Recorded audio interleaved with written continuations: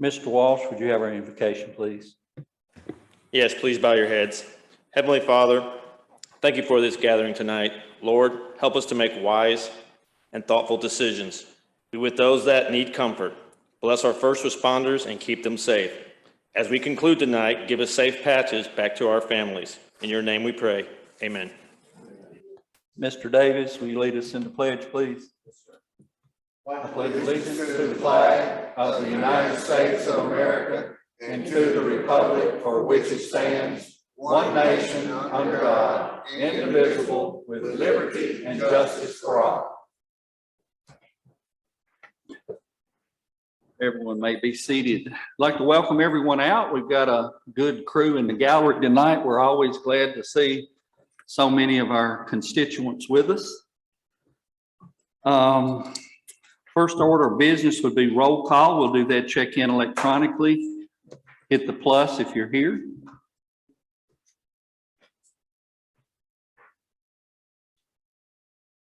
Let's see. Mr. Ford, hit your plus.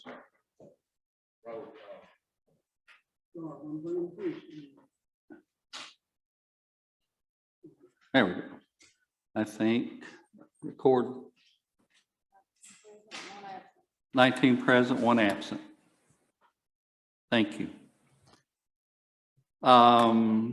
First order of business would be approval of minutes, the minutes from the January 24th, 2022 commission meeting. They've been distributed. We didn't have any corrections come up at work session. Are there any corrections or additions or deletions to the minutes from that meeting? Okay.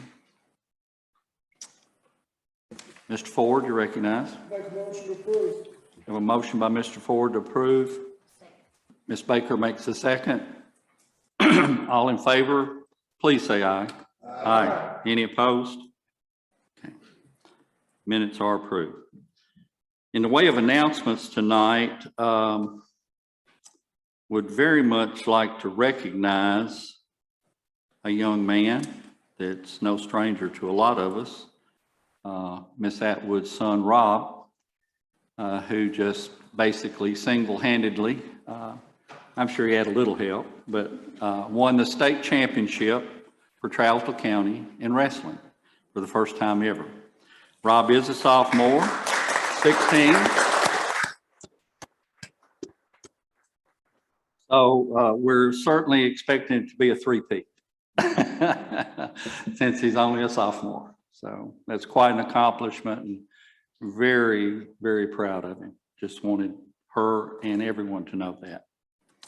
Mr. Paxton, I believe, wanted to talk to us a little bit about the elections coming up.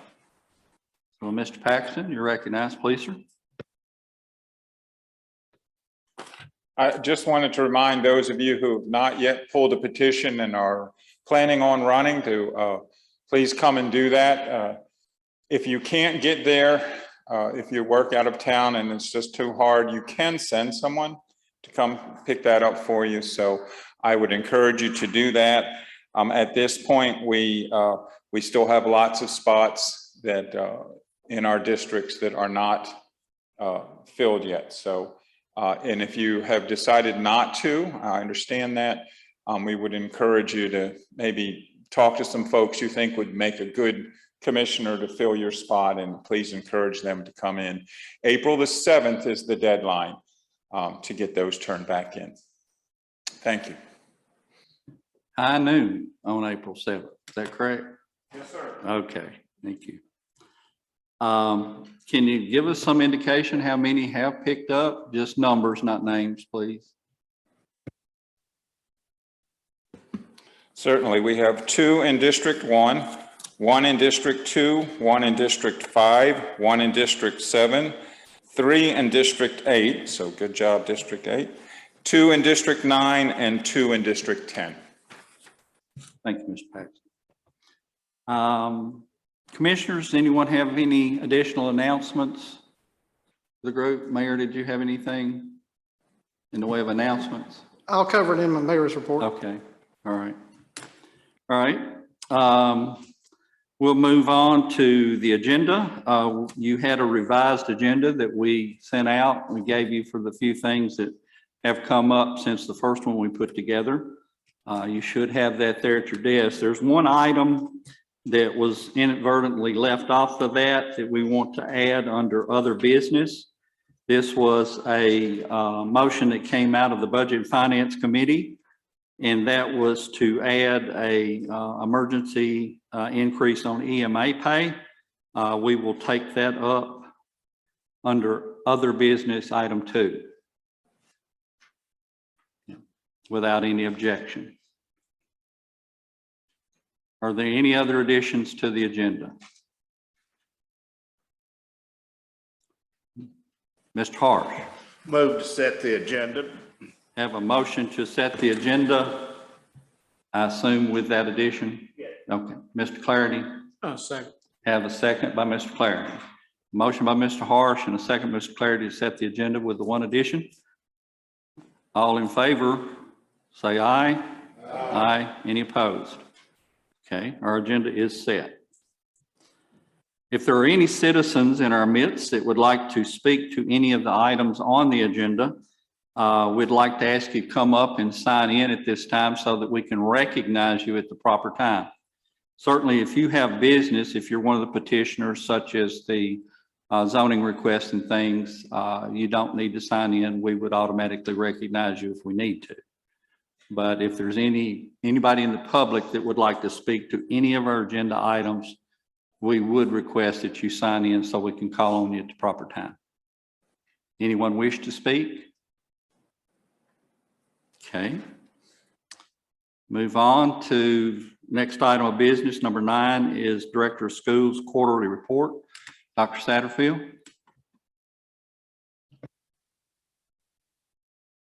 Thank you, Mr. Jewell. I will try to pass these out. Maybe. Sorry.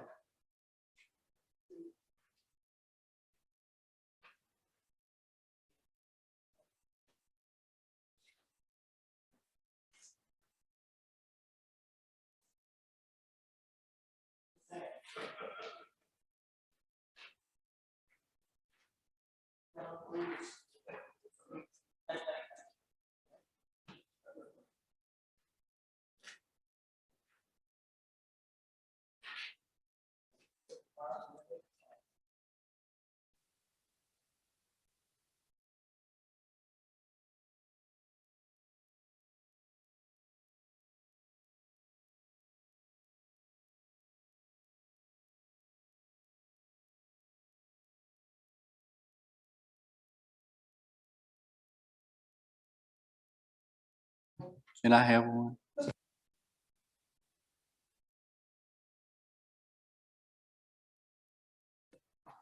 This is our financial summary ending in December of 2021. Typically, we look at we compare this to the same time last year. So pages 1 and 2 are the quarterly report from December 2021. Pages 3 and 4 are for the same time last year of 2020.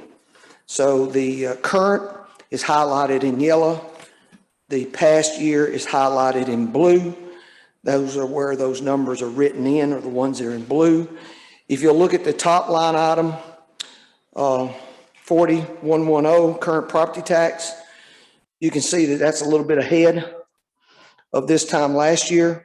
We've actually brought in $101,277,000 more this year than we did at the same time last year. Looking at local option sales tax, we brought in $41,299 more than we did last year. Just a fun fact, if you look at the mixed drink tax, it was $25.45 last year, and now it's $4,016.93. So people are drinking more than they did at this time last year. You look at 46,511, the basic education program. bringing in $105,000 more than we did this time last year. Remember, this is typically tied in with mandatory increases with teacher salaries. Then if you'll look at the revenue side, if you'll go over to page 4, just for a second, and you look at the revenues for this time last year, it's $6,781,000, I think $841.93. But what you didn't take into account, and I wrote that on 49-100 bonds issued, that is the middle school roof from last year. So if you take that out, that actual revenue is $5,732,671. You bring that over to the front page and you take that from the current revenue of $5,900,599.93, shows that we are in the black, $167,928 more than we were at this time last year. So that's good news, and I'll entertain any questions that you might have. Mr. Ford, you recognize? Mr. Satterfield, could you talk just a little bit about what's happening at the state capitol on this BEP program? Presently, the State Department of Education and the governor has proposed a new funding formula. We've all worked together for many years. We call that state funding formula the BEP, which is a basic education program. There is a bill in the legislature right now to do away with the BEP funding formula and move to what they call TESA, which stands for Tennessee Investment in Student Achievement. Basically, what the BEP has done for years is looked at the number of students that you have and based the funding off the number of students. And sometimes that's also based on their needs, whether they have special ed needs, language barrier needs. But what this formula is going to is it's bases the funding off of the needs of the student. For example, an economically disadvantaged student would generate 25% more, where a rural student would generate like 5%. Let's see, let me think here. Economically disadvantaged, concentrated poverty, that's the Title I schools, would generate another 5%. Charter schools generate an extra 5%. If you go to the state website, they've got a website on this, and you can click their PowerPoint. On the first or second slide deck, they have a typical two elementary school students compared side by side, where the student on the left would generate $8,700, where the student on the right would have a lot of needs and they would generate over $15,000. So there would be a fluctuation in the amount of income that would be coming in from that funding formula based off those individual needs of students, which concerns us, Mr. Ford, right? Because we don't know how that would play out. We are concerned that, Mayor, I know you keep up with this, is the physical capacity and how that's calculated. Presently, it's 50% TASER and 50% CBER. TASER typically favors rural county school districts, where CBR benefits urban districts. One of the disturbing things that I've heard so far is, and I heard it from the State Department last week, is this plan, as it's presented to the legislature, would determine physical capacity by 100% CBER, which would take out the TASER component. That is a little concerning. Another thing is, I was on one of those 18 subcommittees, and the conversation was that if you were rural, it should carry a weight of 5%. But when that information came out, then that threshold is a 1,000 students. I just don't think there's many districts in the state that have less than 1,000 students, except for charter schools. I shouldn't have said that though, should I? But those are some things. We were told in our meeting it'd be 3,000 students. So we wouldn't get a weight for being a small school district. We just become an urban school district, I guess. Well, if you have, Rachel, please wait till you're recognized.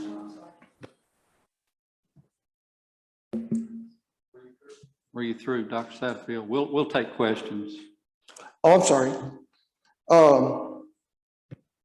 But there has been a release. They released a letter late Thursday night. We've tried to study it a little bit. It's just an estimate, but it really paints this picture like you're going to get like over $1 million more if you buy into this new funding formula. And I just think we need to learn more about it. This thing is being cooked in the state legislature. They haven't decided everything how they're going to do that. I think we're going to meet with Senator Hale next week about some of the concerns that we have about it. And I think everybody else should do that as well. But, you know, another thing is, I know county commissioners like to hear is that when if we move to this new funding formula, it would not take effect until the year after, which is fiscal year 24, and that counties would be held harmless for any new maintenance effort would still be in place, and counties would be held harmless for 3 years, that of FY24, FY25, and FY26. And then after that, that's yet to be determined. So I just think we don't need to do a victory lap on this proposal quite yet, but I think we need to study and we need to communicate, and we need to be sure that we work toward something that will benefit our students the most. I think that's what we need to all work toward. Thank you. Did that answer your question, Mr. Ford? Ms. Jones, you're recognized, please. they did say today that it was, if you have less than 25 students per mile, 1 mile, you would qualify for that. That's the sparsity component. So it's the number of students per square mile. And if you had less than 25, you would get an extra weight of 5% for sparsity. We would qualify for sparsity. And we would also qualify for concentrated poverty, which is a 5% weight, which is determined off the Title I formula. But what leaves me scratching my head is all of a sudden we're not small anymore. And we're the smallest county in the state land area. Like an extra 250 million this year, then a 750 million this year that's non-recurring, but then be an additional 750 million each year that would be recurring. But they were saying there wouldn't be any change in what we as a county pay until 2027. That's correct. So did they discuss with you where that money is going to come from? If it's not going to come from the counties, it all will be federalized money? The State Department has said since October that they were willing to put in $1 billion more into this new funding formula. That's just though for the first year though, right? The 250, then plus the 700. Well, it's a total of $1 billion $1 billion. now. Yeah. But then for the next 3 years, it's going to be another 750 million. I did not understand it that way. I just heard it was $1 billion. Now, I don't know where it would go from there. But one of the things we need to remember is we have a BEP review committee every year. It's in statute. And one of the things the BEP review committee says every year is the BEP is not adequately funded. So it's not that it's a bad formula, it's just inadequately funded. You know, so sometimes maybe if you take $1 billion and put it into the existing BEP, that might help students as well. I just think we're in the negotiation, it's in the legislative hands right now, and I think they're negotiating. One of the things is there's unique learning needs from 1 to 10, 1 being the less severe, 10 being the most severe. And each one of those carries a more of a weight each level you move down to.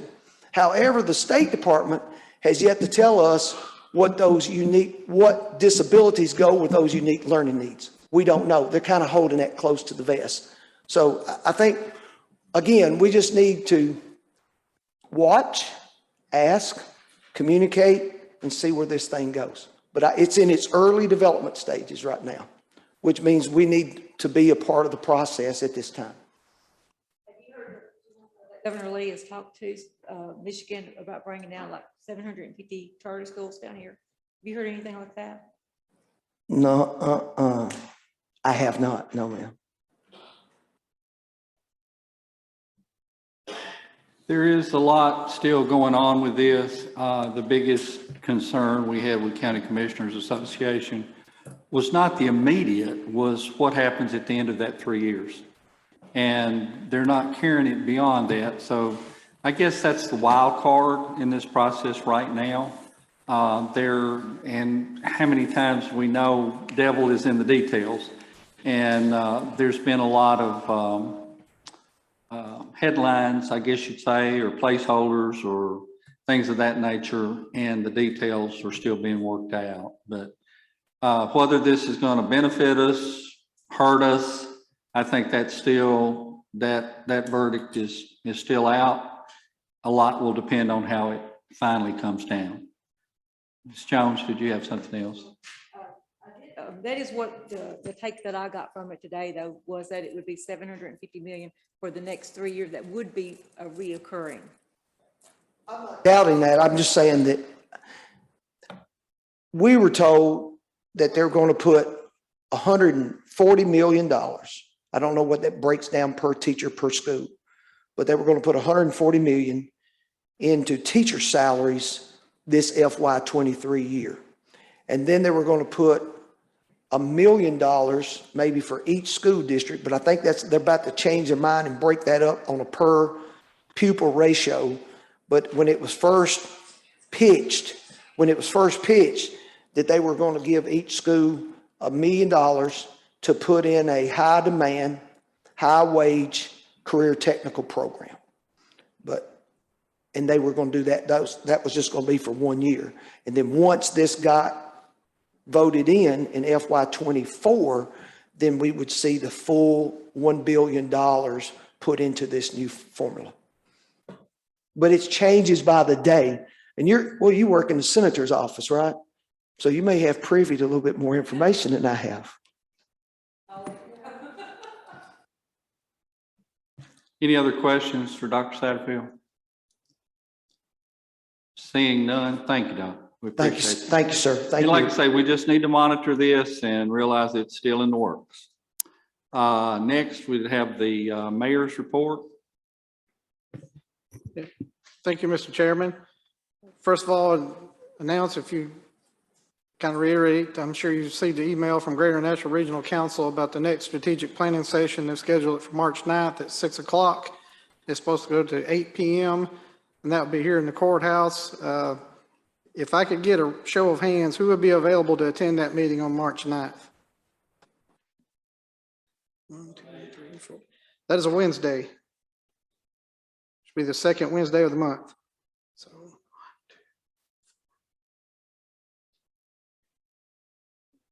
okay.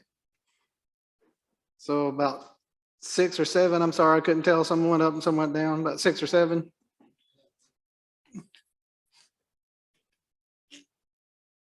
All right. At 6 o'clock. Can we do an email invite on it so we can add it to our calendars and respond off of that? Yes, I might be believe GNRC sent out one last week. Okay. I can have them send another one. Next issue is we had another walkthrough safety assessment of the park, the trade park. Based on that, we did close one of the play structures based on the recommendations from the inspector. We did are working with them to get some replacement parts. Hopefully it carries through for right now, but we did receive a quote for other items that need to be addressed, and this will go to Parks and Recreation Committee.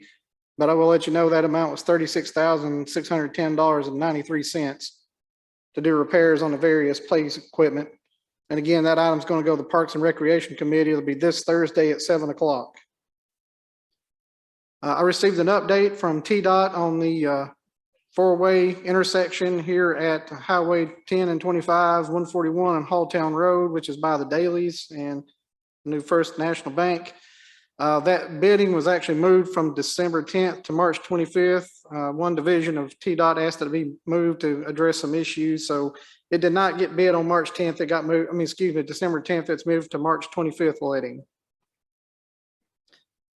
There will be a public hearing for the 2022 Community Development Block Grant. This is a grant that flows from the federal government through the state for various kinds of projects. And talking to our usually grant administrator, it's Advantage Consulting. We looked at some of the various projects that were usually can be submitted for this. Usually we submit for replacement of water lines due to water loss. However, with the American Rescue Funds and grants that have been done through that, they changed the scoring on the water lines. Now to be eligible to apply for the water lines, you have to have less than 2,500 water customers, and we have over 3,000, so we're not eligible for that. And also we looked at possible sewer replacement. We had submitted that for the 2020, I believe, CDBG. Sewer projects do not score well, so I think we scored at the bottom of that list. Again, that is a project that's eligible for American Rescue Fund grants with a local match. What we're looking at doing is submitting for a housing rehabilitation project, pretty much for Foxhall, Greentop, Morrison, Gregory, Hall, and I'm sure there's a couple of other ones I'm forgetting off the top of my head. But to do that, we have to go through a public hearing and see if the public has any other projects they would like to submit. But for right now, talking to the consultant, what seems like it's going to score the best is a housing rehabilitation project. So it'll kind of work similar to the home grant that we did in 2018. So again, I invite everybody to do that. That's March 3rd. That will be at noon here at the courthouse, I believe. So anybody that's interested in coming out and speaking to that, please remember it's March 3rd at noon here at the courthouse. I just want to reiterate what Dr. Satterfield said about the TISA, the Tennessee Investment in Student Achievement Act. There's actually a website. It's called Funding for, spelled F-O-R, studentsuccess.org. That's been created. It has more information and resources on that. So I would encourage everybody to go look at that website. It has more information. I did check at the state legislature's website. The final language for the bill is not currently on there, but I understand it's working its way through and hopefully should be posted soon so everyone can look at it. I again want to congratulate Rob Atwood for winning the state championship. I believe he was, I've been told he is a team of one, as I believe he's the only one that's at the high school wrestling. And again, congratulate him. I was told he finished with a 26-2 record throughout the entire season. And as Mr. Jewell stated, he's 16 years old, so hopefully we'll see more to come from Mr. Atwood. And at this time, I'm going to take kind of mayoral privilege, and I'll ask his mother, Commissioner Atwood, if she has anything she wants to speak about regarding Mr. Atwood's achievement. I can just say that he has put lots of hard work and dedication into the sport itself, from day to night, workouts, practices, etc., even down to the eating habits that is ungodly. But thank you all for all the encouragement and the support from the town on his achievement. He will be attending a banquet. He has been acknowledged to be considered part of the dream team. So we will be attending a banquet tomorrow night at Montgomeryville Academy. And then he will also be traveling to Virginia Beach the end of March to wrestle for a national tournament for sophomores. So thank you all.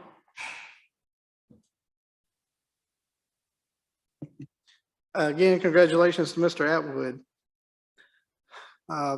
In our current budget in the urban services, we budgeted money to do a sidewalk rehabilitation, which is essentially a replacement project. We worked with the engineer. The section that seemed like it'd be best to replace right now is on West Main Street. So it would go from the end of the streetscape project up to the intersection of West Main and Littleton Street. When we designed this, we did not include the same kind of black street lighting that's out here that was in the streetscape project. There's two reasons why we didn't include that. Each pole would be about $4,500. That's just for the pole and the light itself. Then you'd have to run the conduit and wiring and everything like that, which is essentially going to double the price of the project. So it'd go from roughly $32,000 to roughly $64,000, $68,000, something like that. And then also, unlike the streetscape where those street lights are in the landscaped area, these would be on the sidewalk themselves. So they'd be actually be taking up some of the travel room. I wanted to get commissioners' thoughts on that. Would you like to include the street lighting, or would you just like to have the lighting that goes on the poles for Tennessee Electric? Again, I just want to get some general feedback on it. If you want to give me some thoughts now, or if you want to come to me after the meeting and let me know your thoughts. If we're going to include the lighting, we may need to see if there's a way to spread it over fiscal year, or just come back and do a budget amendment next month. So if you could give me some feedback on that, so we know exactly which way you'd like to go on that project. I suggest that everyone that has strong feelings on this one way or the other, talk to the mayor about it, let him know your feelings on it. And we can take it up in steering or somewhere later on if we need to. I had already talked with him about it and thought it would be advantageous for us to try to do that so that it all matched. We're wanting to improve our downtown. So that was my thinking on it, but y'all try to get in touch with him. Shouldn't be too hard to do. Okay. We don't need a motion on it tonight or anything like that. So let's just, that's okay, Mayor. Let everybody contact you. Yes, sir, that's fine. Again, I was just wanting to get some feedback on it. So, and the last item I had is I handed out before the meeting. It's the final form for the request for qualifications for an engineering firm for the Criminal Justice Center. I'm not asking for any action on that tonight. I just wanted to pass it out for your review. We did finalize that last week. It has been reviewed by the Tennessee Corrections Institute Executive Director William Wall and Bob Bass, who work there. Two consultants at CTAS, one of them being Jim Hart, who is their jail and law enforcement consultant, and another consultant who works with Mr. Hart on that, as well as Mr. Beller has reviewed it as well and signed off on it. So just please review that. And if you have any questions or anything, please let me know. Or like I said, I'm planning to bring it up next month. I've actually today talked to two different firms who want to know if we were ready to submit that. And I received one email from another firm. So again, I'll just pass that out for your review. We do have it on our agenda tonight under other business. Oh, well then I correct myself. Okay. We'll try to at least get into that a little bit tonight. That's okay with everyone. It is on our agenda. You'll have to forgive me. I didn't get that far down to it, so I didn't see it. So I apologize. But again, when we get to it, if you got any questions, I'll be happy to answer. And that's the end of the mayor's report. I can answer any questions on those items, or if you have something else you'd like to ask a question on, I'm ready to do so. Thank you, Mayor. Anyone have any questions for the mayor?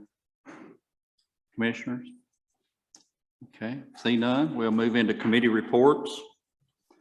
First, steering committee met on February the 1st. Some of the items that we went over was the RFQ on the jail. We talked about it. It needed to be reviewed by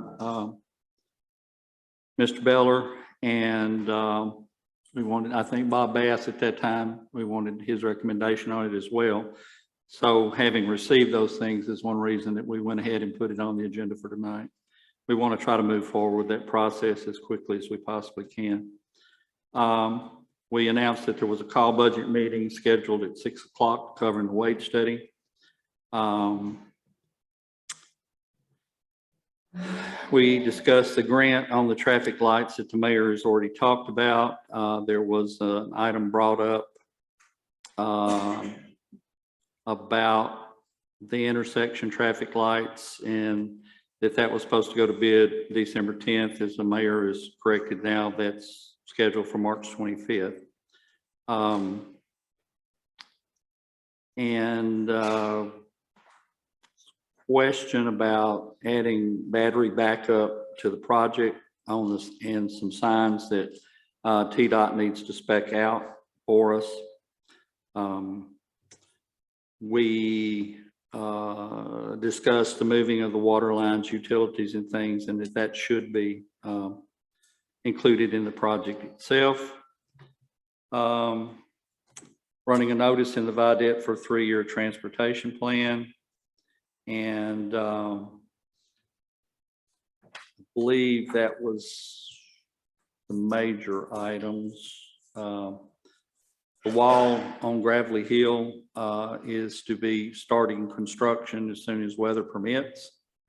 There was a question about either caution lights or a traffic signal needed at the 231-25 intersection.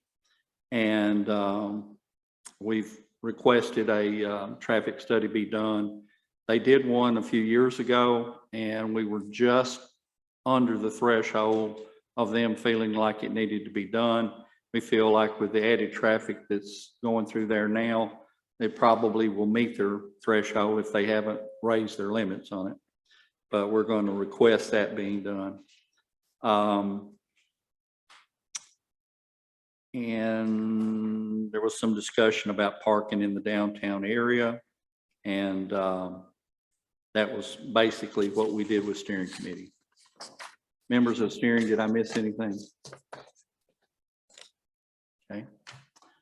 Next, budget and finance. Budget and finance met on February the 3rd.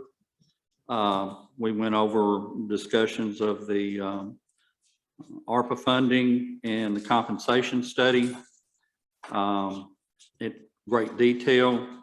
Had an impassioned plea by EMS Director Beatty and recounting the hardships that he's enduring because of the difference in pays and whether we could use ARPA funds for that. We looked at whether or not it would necessarily result in a property tax increase. I think we felt like we had enough growth in other revenue sources that it would be minimal, if any. And we requested numbers from Dr. Satterfield concerning the non-certified for the bonus funding. That's that first one. Any questions on it? Okay, then we met again on February 22nd, last Tuesday. We went over the county trustee reports and the financial summaries for January. There were no anomalies, nothing really looked out of line or a lot of questions on it. We went over the budget amendments that you have before you tonight. And those entail the 101 general fund, urban services, solid waste, and general purpose school funds. We got into the ARPA spending on the bonus to county employees and proposed projects. We had a motion to suspend that until we had the information, a dollar amount information of what the sheriff was requesting. We then set a date of March 17th, Thursday, March 17th, from 6 o'clock until midnight to address this issue. So be prepared for that to absolutely be put to bed at that time. We did have a motion that came out of Budget and Finance to approve an emergency appropriation to EMA. We'll take that up under other business at the end of the meeting. That was $1.04 increase across the board to take effect March 10th. The GNRC ARPA assistance was not approved by the Budget and Finance Committee. The compensation study, like I say, implementation, there was some numbers that felt like we needed before go further with it, I think. Did I miss anything? Did I misstate anything? I didn't have minutes. I'm looking off my agenda. I'm sorry. Okay. All right. Okay. No questions. Next, Veteran Services met on February 7th. Mr. Walsh. We had a scheduled meeting for February 7th. Only 3 members and the mayor showed up, so it was canceled due to no quorum to conduct business. The next scheduled meeting is March 15th at 6 p.m. here in the courthouse. Okay. Sorry, y'all were unable to meet. Insurance Committee met January 27th. Mr. Gregory. Yes, we met January 27th. The minutes from the December 9th meeting were approved. And the committee members had previously received score sheets and RFQs from 3 brokers from 5 Points, Benefit Solutions, Sequoia Group, and Benefits Blueprint. The score sheets were added up from the members, and then 5 Points Benefit Solutions was chosen. They had the highest point score, so they were selected for the broker of the Travis County government. Mayor Chambers advised his office would be working with 5 Points, and that once they received options, he would keep in touch with the Chairman Gregory, and if any options was needed further discussion, another meeting would be scheduled.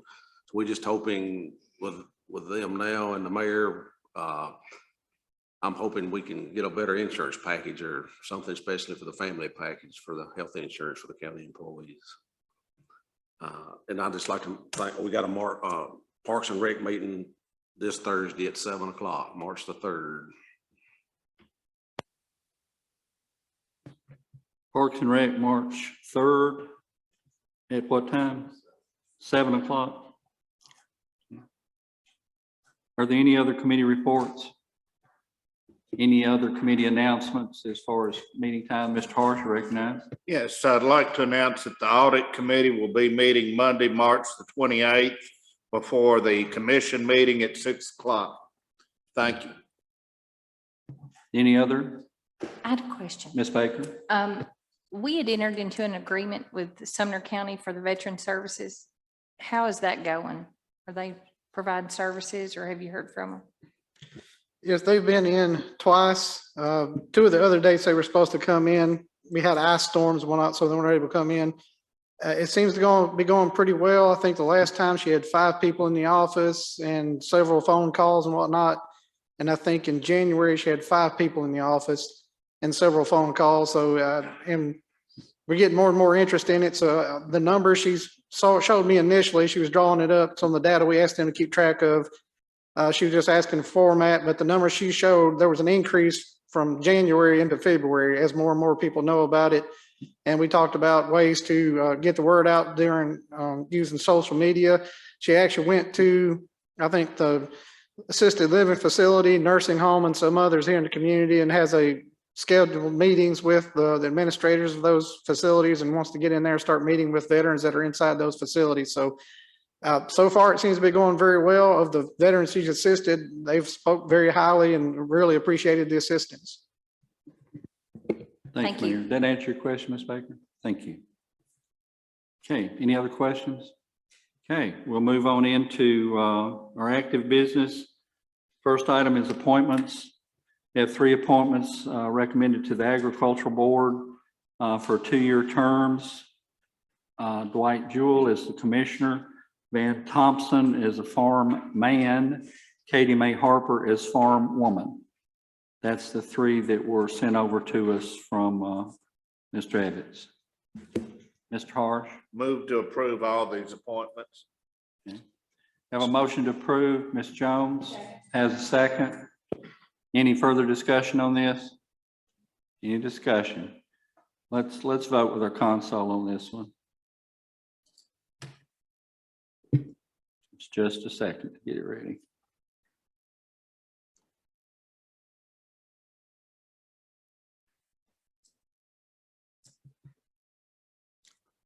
I will say I will abstain since I am one of these.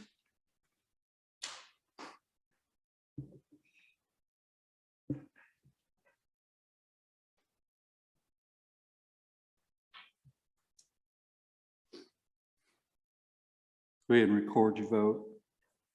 Is it ready? Everybody in? Who are we missing?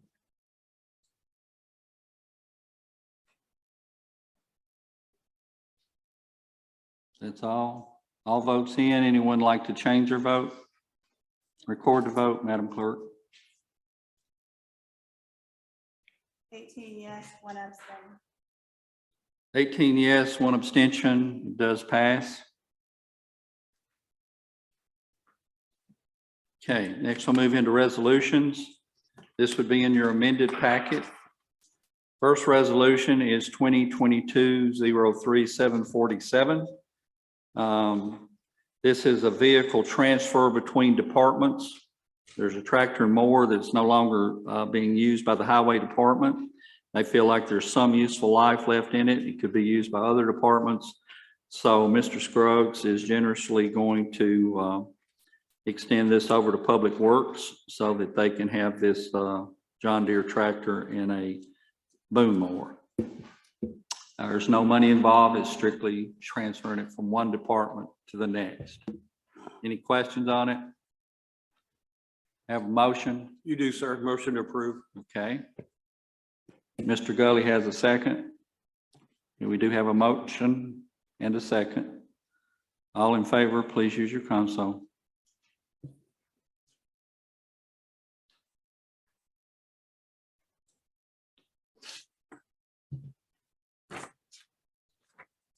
All votes in. Anyone like to change their vote?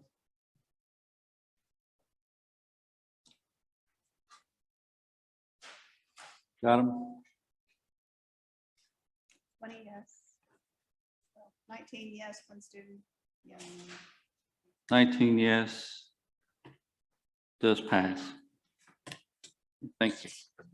Next resolution is 2022-04-748. This is a resolution granting an easement to DeKalb Telephone Cooperative, who is putting broadband down in the Providence area. This is in the right of way, the county road right of way. This is just giving them an easement to put a pole and a switching box within the county roadway. Mayor's looked at it with Mr. Scruggs. They do not feel it will interfere with anything in the road right away there. It's just that need to grant them this easement. Mayor, do you have anything else you need to say in regards to that? No, that's correct. Mr. Scruggs looked at it. As long as they put the pole in line with the existing pole that's there from Middle Tennessee Electric, there should be no issue. And I will also point out there is a representative from DTC Communications, Mr. Brent Adcock. He is here and he can answer any further questions and or give kind of an overview of the project. Does anyone have any questions for him? I think it's pretty, doesn't involve a property owner. It's strictly us on our right of way. What's the will of the body? Ms. Atwood has a motion to approve. Mr. Ford has a second. Any discussion, any questions?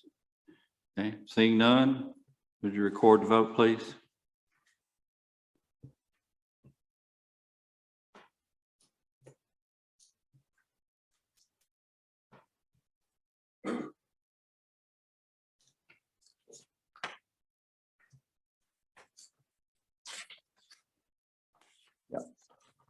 Anyone wish to change their vote, please record the vote. What we have, 19? 20 yes, 1 absent. Okay. 19 yes, 1 absent. All right, next we have resolution, make sure I'm doing this correctly, 2022-05-749. This is a resolution authorizing the purchase of a bit of additional land next to the water department building up here. It's the tract of land that's immediately to the right of the administration building. You can look at your map in your packet. It's about a 21 foot strip across the back. This would allow for a little bit larger turning radius for people coming in and out of the drive-through. Seems like it was very prudent to be able to do this, and we thank the property owners for agreeing to sell this to us. The price, I believe, was $2,000. Is that correct, Mayor? Yes, sir, that's correct. Okay, and this is going to be paid for out of water department funds or our funds? It's going to be paid for by the water department. Okay. We need a resolution that we will accept this parcel as county land. That's what this does. Is that correct? Yes, sir. Okay. Just want to make sure that we're straight on it. Anybody have any questions on this one? Okay. Seeing what's will of the body. Mr. Nolan. Make a motion to approve. Have a motion by Mr. Nolan to approve, second by Mr. Burton. Any questions? Okay. Well, let's vote on this one.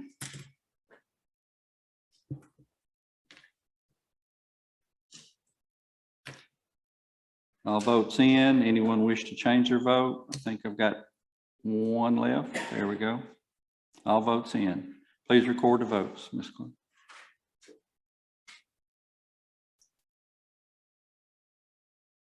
17 yes, 1 no, 17 yes, 1 no, 1 absent. and 1 absent. 18, that's only 19. And 1 student. There's 20 commissioners, Bonnie Taylor's absent. right? That's 17 and 1 no is 18 and 1 is 19. It's 18 yes, 1, where are we You at? didn't vote. Well, I pushed it. Okay. Okay, that's So fine. 19 yes. 19 yes, okay. That's what I thought. Okay. All right. I pushed it. I just didn't push it enough. Okay. Thank you. I believe that takes care of resolutions. We can move into ordinances now. We have one ordinance up for your consideration tonight on first reading. This is ordinance 231-0-2022-05. This is rezoning 3 parcels of land on East Main Street from residential R1 to residential R3.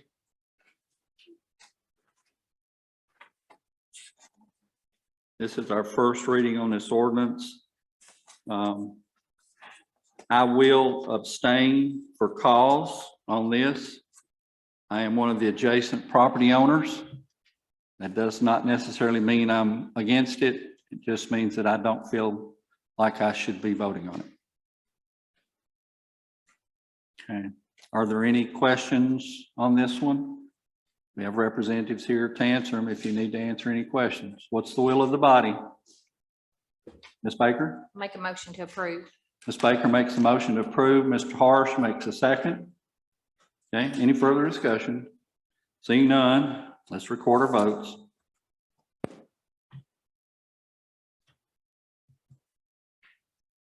Is that one on? Okay.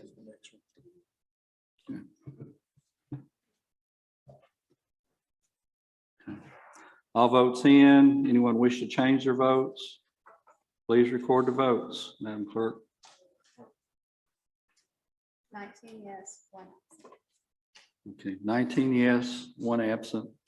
I'm sorry, 1 abstention. 18 yes, 1 abstention, and 1 absent. Okay. Do we need to do it again? I'm locked out. I can't change it now.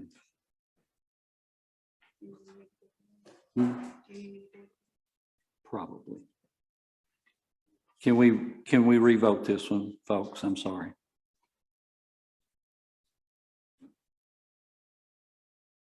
We can get it right, but we want it to be reflected right on the recording. Okay, are we ready? Please record your vote.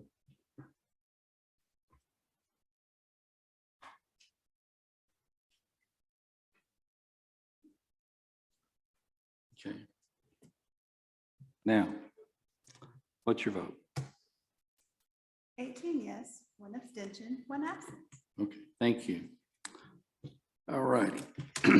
Next, we move into some second reading ordinances. Sure I get them right here. First one is ordinance 231, 2022-01, rezoning A1 to R1. This is property located on Scruggs Lane.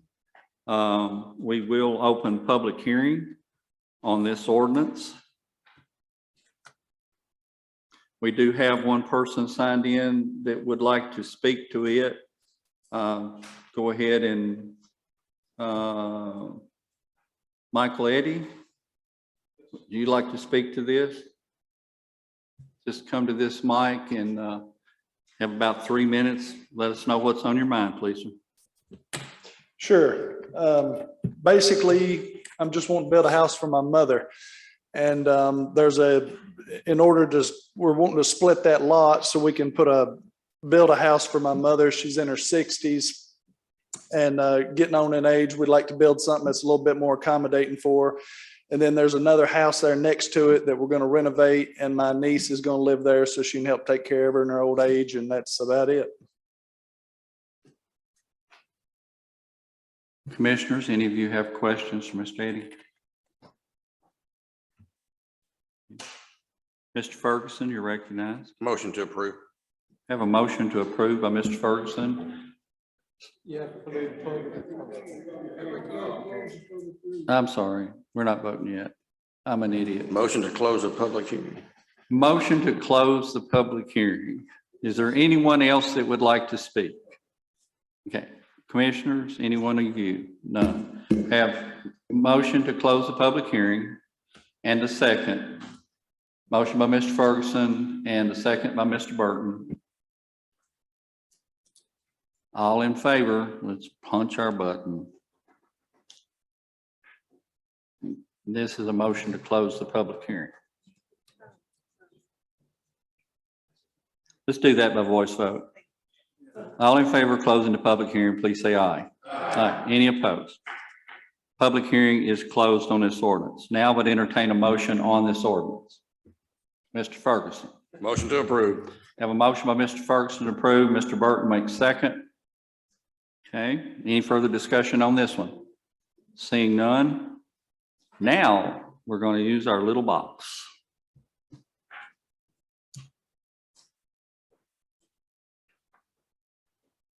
Okay. Anyone like to change their votes? Record the vote, please, ma'am. 19 yes, 1 absent. 19 yes, 1 absent. Okay, it does pass. Next is ordinance 232, 2022-02. This is a rezoning from A1 to R1 located on Templo Road. I'd like to open the public hearing on this ordinance. Public hearing is now open. Is there anyone wish to speak to this? Commissioners, anyone wish to speak? No one signed in to speak on this one. Mr. Gully? Have a motion by Mr. Gully to close the public hearing, second by Mr. Gregory. Okay. All in favor of closing the public hearing, please say aye. Aye. Aye. Any opposed? Public hearing is closed. Now I would entertain a motion on this ordinance. Mr. Harsh. Move to approve. Mr. Harsh makes the motion to approve. Mr. Clarity gets a second. Any further discussion? Any questions? Okay. Madam Clerk, let everybody vote.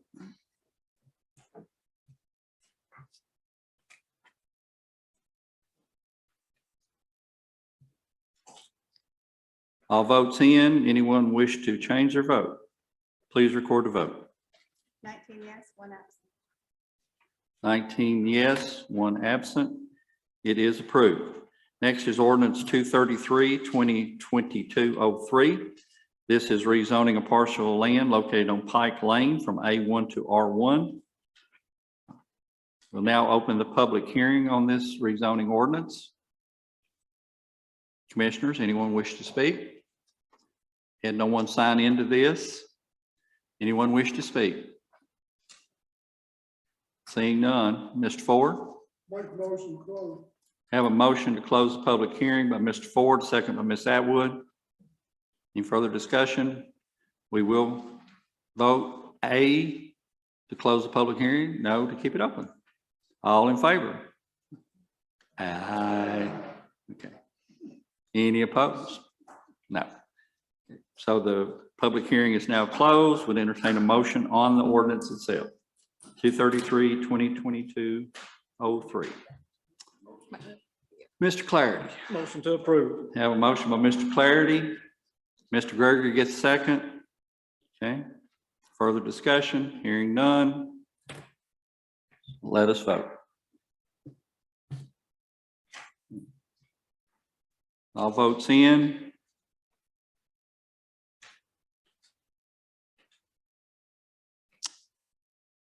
I think we have a few still.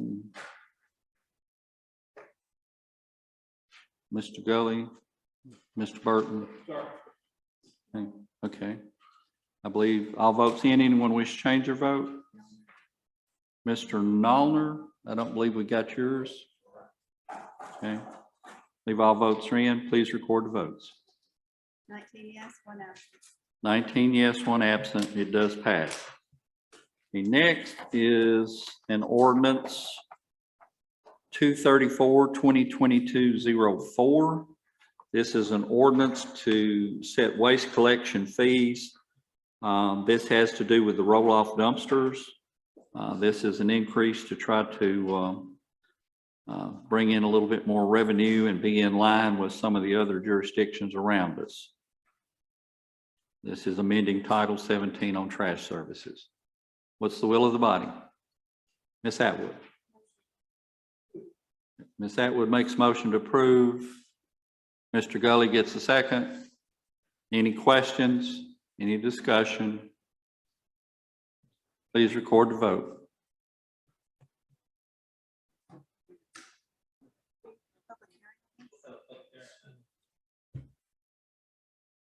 Do we do a public hearing on these? On this one? I don't remember for sure. No, maybe. Don't think so. I think rezoning was the only ones that required a public hearing. That's my recollection.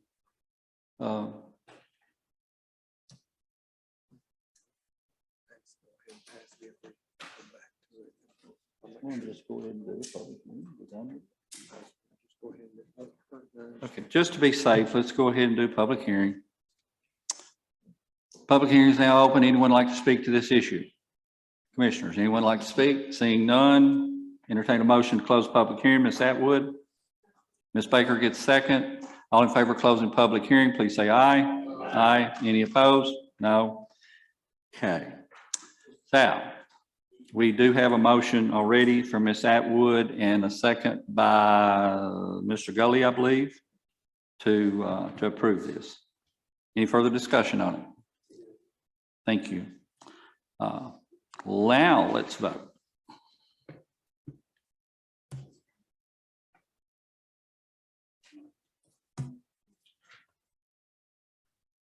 All votes in, please record the vote.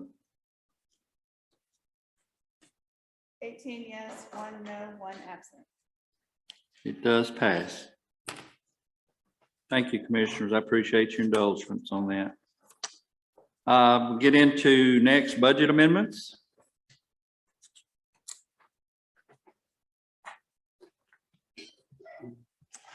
First one is 2022-101-28 FB. This is to amend our 101 general fund budget for Beer Board to add some money. They've had more meetings than were anticipated. We just need to add a little bit more funding in there to cover their additional workload. Any questions on this one? Mr. Gregory has a motion to approve. Ms. Jones has a second. Any further discussion on this one? Seeing none, let's vote.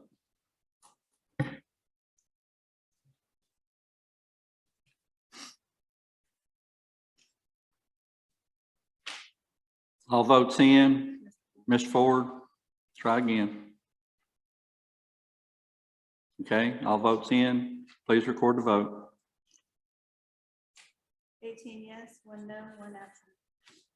It does pass. Next is fund balance draw in 101, 2022, 101, 32 FB. This is for elections, redistricting cost. Is that, I thought we've already done that one. Did we do that one last month? No? Yes? Okay. Well, I don't have it.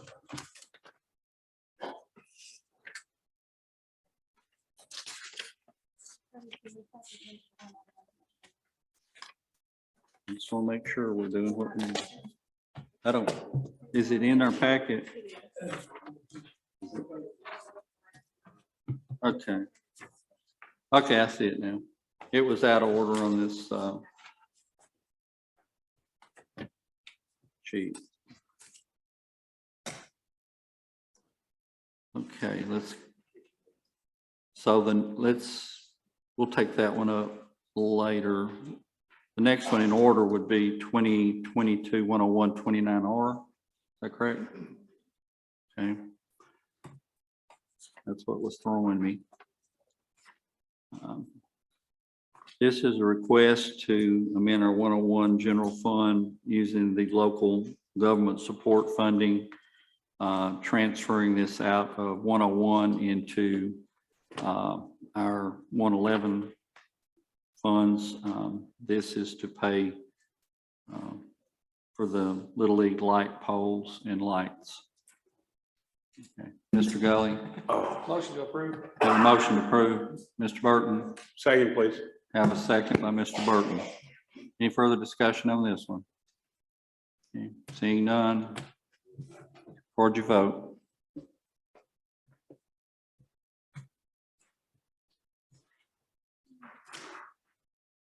All votes in, please record the vote. 18 yes, 1 no, 1 absent. Okay, it is approved. Next is 2022 101 30R. This is moving funds from the 10 CAMS reserves for some software that's necessary for the sheriff's office in the amount of $63,000. Ms. Atwood, we have a motion to approve. Mr. Davis. Mr. Davis gets a second. Any discussion, any questions? Okay, seeing none, let's vote.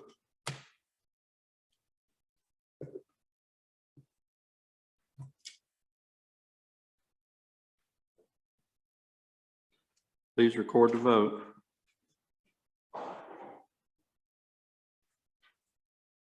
All votes are in? Yes. 19 yes, 1 absent. 19 yes, 1 absent. It does pass.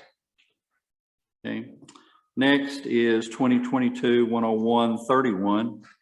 This is Rescue Squad, other funding. This is contributions they've received, putting it into the line items that they wish to have it in to be able to utilize. They're just moving an unused portion of their budgeted per diem into other line items.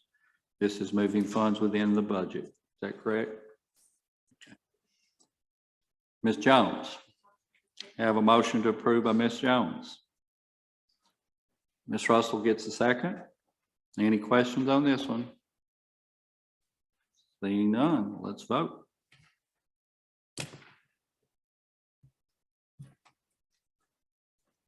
All votes in.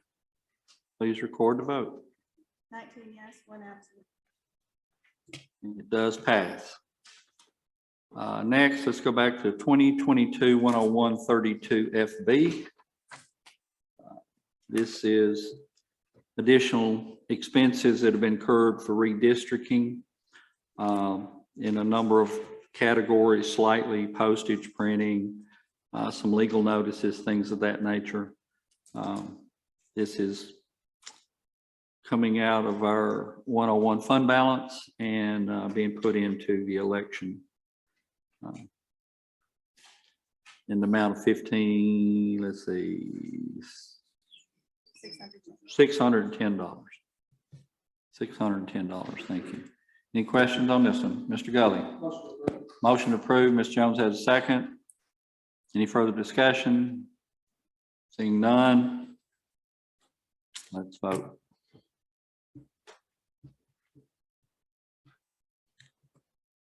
All votes in. Anyone wish to change their vote, please record the vote. 19 yes, one absent. 19 yes, 1 absent, it does pass. Okay, next we move into urban services, 2022-111-03R. This is monies coming out of the 111 fund and going into parks capital outlay. The transfer that we just did out of 101 plus the funds coming out of 111 for that purpose. This is in the tune of $232,645. This will pay for Little League lights and poles, new LED lighting and metal poles for the Little League field. Mr. Burton. Motion to approve, sir. Mr. Burton makes a motion to approve. Second. Mr. Clarity gets a second. Any further discussion on this one? Mr. Gully? Just clarification here on this piece. Mayor, do we know any time date on when this is going to start? Only because you come to town, we've got Little League starting here, just to make sure our town realizes we're not going to be changing the poles in the middle of a Little League season or something of that nature. Mr. Slee's here. He's been in contact with them. So if there's a timeline that he knows of, I'll turn it over to him. I haven't had those conversations with him, so I couldn't give you a timeline. All I was saying was we're not going to be starting in the middle of the season. That answer your question, sir? Thank you. Really good question. Okay. All right. We vote on it. I have a motion in a second. We do have a motion and a second. Everyone, please record your vote.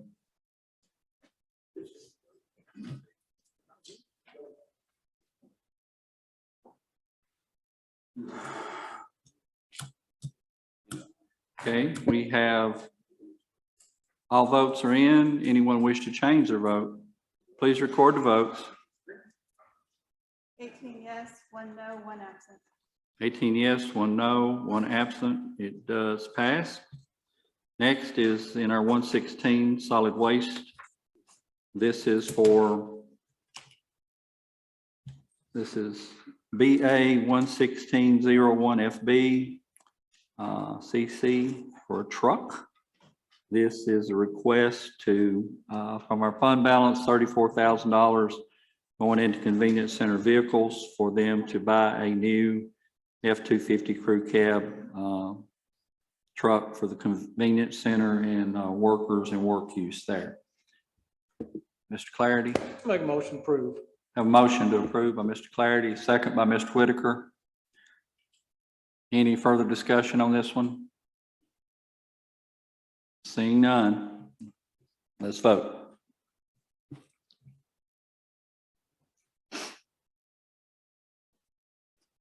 All votes in, please record the vote. 19 yes, one absent. 19 yes, 1 absent. It does pass. Next is in our 141 general purpose schools. I believe we can take all 3 of these together. Can we? 2. First 2 in the 141.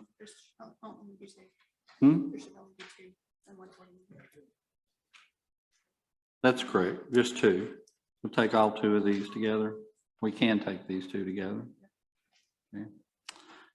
First one is 2022-14107, new trust donation. This is money that they've received in where they're wanting to spend it in the amount of $11,800. And the next one is BA 14108 for bleachers. This is moving money around from health service, medical, and technology instruction over to capital outlay building improvements for permanent bleachers at the baseball and softball fields. These were requested by the school board and Dr. Satterfield. That one was total of $111,405. Ms. Atwood? Ms. Atwood makes a motion to approve both. Mr. Ford makes the second. Any further discussion or questions on these? Seeing none, let's all vote.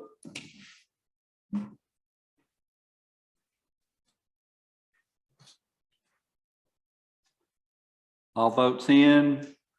Anyone wish to change their vote, please record the votes.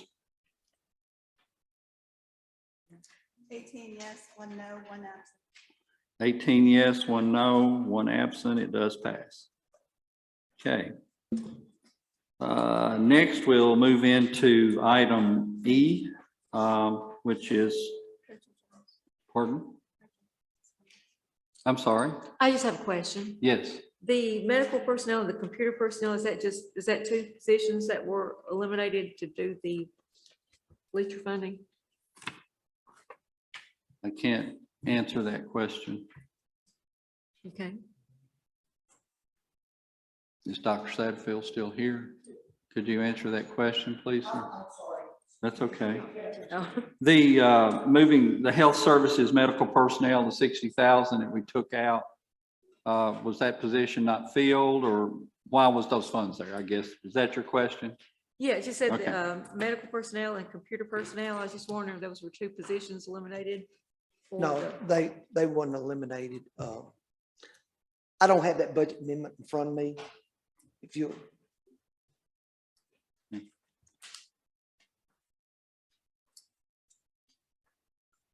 On your funding for the bleachers, where you move money out of your 131 line item and your 138 line item. yeah, we didn't need that money there. I guess it was over budgeted, but we were able to move it and still pay those people. If we didn't, we couldn't. We're going to move some money back to it at some point in time. Thank you. That answer your question?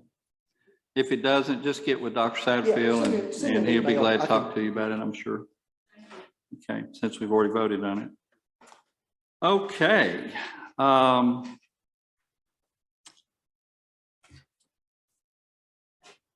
Big Gorilla.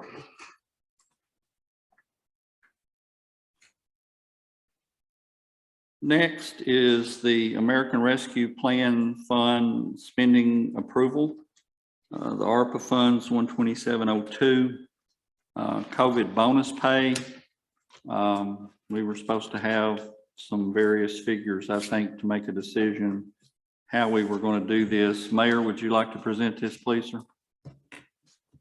Yes, just a short while ago, I handed out, handout should say bonuses at the top of it. Using the 2,000 for full-time, 1,000 for part-time, and then doing the prorated as it was passed by the budget committee of we got 1.7, so it was like actually 4.16 repeating with another number, so you rounded it up to 4.17. So for all departments and including the schools, that number should be 394,243. Suggestion was made at that time that if it comes in lower, they could be adjusted up to try to get back to the 500,000. If you do that, then that would be the full-time would get 3,000, part-time 1,500. So with all the departments, including the schools, that amount should be 554,168. I do want to make the note that I do not have the school's prorated amount. We're going off the original amount that was handed out, I don't know when, 2 weeks ago. Y'all really made it to where I cannot take vacation, so I appreciate that last week. That was great. Thank you so much.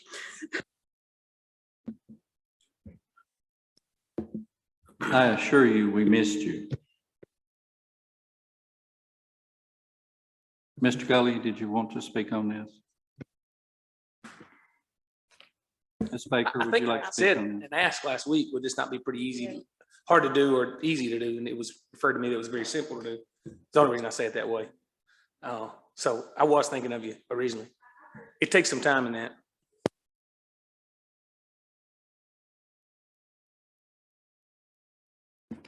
I had a question, just, Director Satterfield, do you have any, you received some of these funds? Did you spend all of your funds? I know I wasn't here at work session, but you did make the comment that you could use some of your funds to pay your non-certified people. Have you expended all of your funds? If you haven't, can that be taken out of this amount?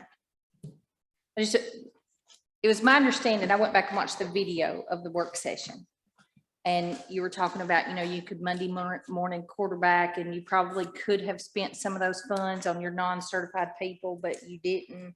And, you were looking back on it and you could. I just wonder if you have any of those funds still available, if you can use those funds now to pay your non-certified people. There were 3 waves of that money. And remember, when you got the first, you didn't know you were going to get a second. When you got the second, you didn't know there were going to be a third. So all those funds were in a response to COVID, to keep people at work, to address learning loss for students. So, I mean, like the Monday morning quarterbacking and going and looking back, could you have used some of those funds for non-certified bonuses? You could have. As a matter of fact, one of the things we didn't say is that, remember during the pandemic, when we closed schools for 3 months, we didn't lay anybody off. We kept everybody employed. One of the biggest challenges that we had was with food service. Food service is a self-funded program. It's a 143 account. You get like $3.75 per lunch served. Typically you feed over 1,300 students in a day. Do the math. Schools close and you are feeding meals through a drive-up window at the high school, maybe about 220, 250. Take 375, do the math on that. And you can see how much that lost really quick. So one of the things that we did with our ESSER one funds was that we used those funds to recoup those food service funds that we had lost, which was near $90,000. So a lot of this, like I said the other day, is a shell game. You can spend that money directly or indirectly. I mean, indirectly, that went to our employees or a section of our employees. You did the middle school tour the other night, did you not? And you saw the work that we had spent, like $60,000 on ceiling tile, $250,000, $60,000 on windows, $20-something thousand on water fountains and hand dryers. And, could we have used those funds on something else? Yes, but those were needed. They had to be in a response to COVID. They had a long-term lasting effect. It's like Christmas. It's a gift that keeps on giving year after year when you do those things. Those are things that we didn't come to the commission to ask for money for. Took a relief off of you guys. And so it's 6 one way and half a dozen another. Am I making any sense? Yeah, I just want to know, have you spent all of those funds? If you've spent all of them, that's fine, I understand. And I took the tour, the school looks great, the facility looks great. I want to know if you have spent all of those funds you received. If you hadn't. Yeah, I don't have my budget in front of me. I don't have my budget in front of me, but those ESSER one funds are probably spent. The ESSER two, all of those are not spent, but however we need to hear, some of them have been spent, some of them are not spent. But the ones that are not spent are still allocated and they're approved by the State Department of Education.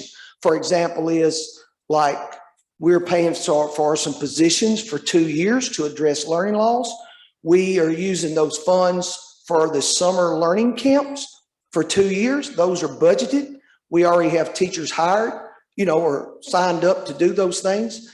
And the thing I think we need to keep hearing here is that we intentionally targeted our funds to address students and learning loss and the academic programming of students. And what I'm saying is I stand by that. I will not apologize for that one bit. And we still did some things that took some relief off of our taxpayers and our county government, like those windows, water fountains, those things that you saw. Doors, we replaced some doors at some schools, and we could tie those things into COVID. So have we spent them all? The answer is no. Are all those funds allocated? The answer is yes. And they're allocated for? Numerous things, tutoring programs, But curriculum not- and materials, some teaching positions. We've got a high dose tutoring where we've hired 3 extra teachers to work for 2 years or more to address students who are non-proficient in math.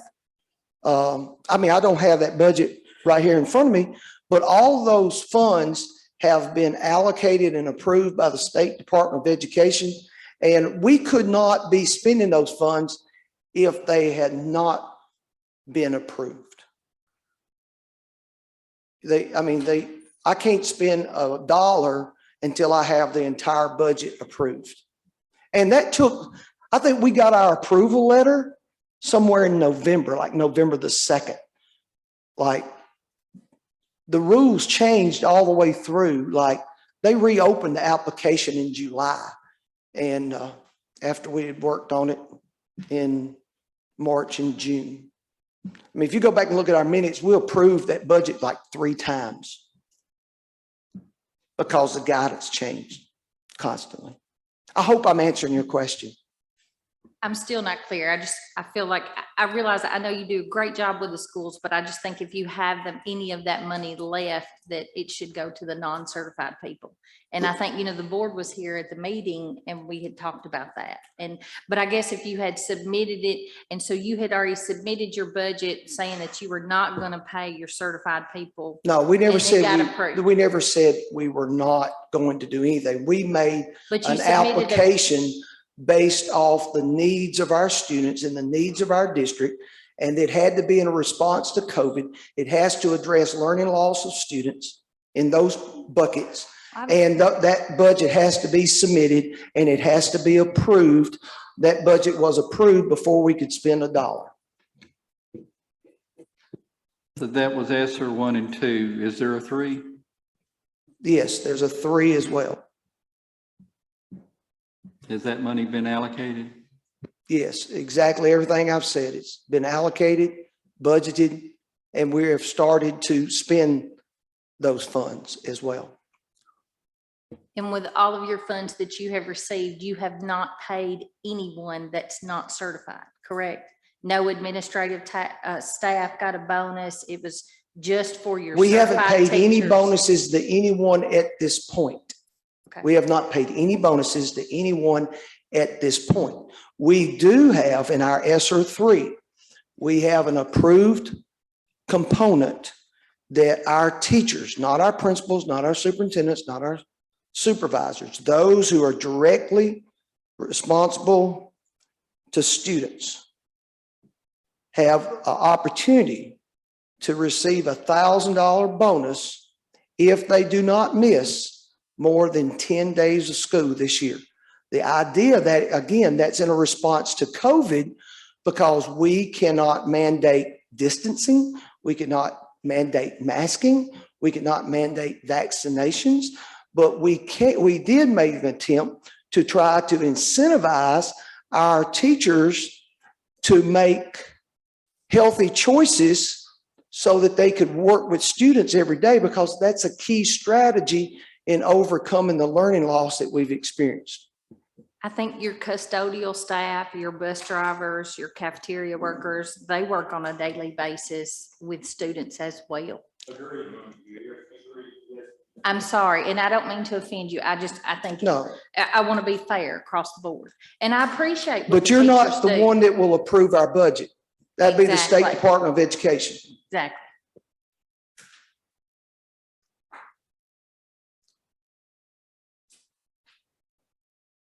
I know we've had a lot of discussion on this, a lot of information, possibly some misinformation.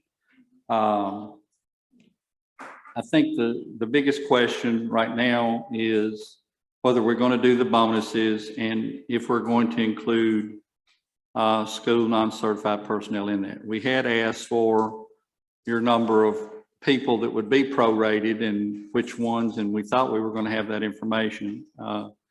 I'm a little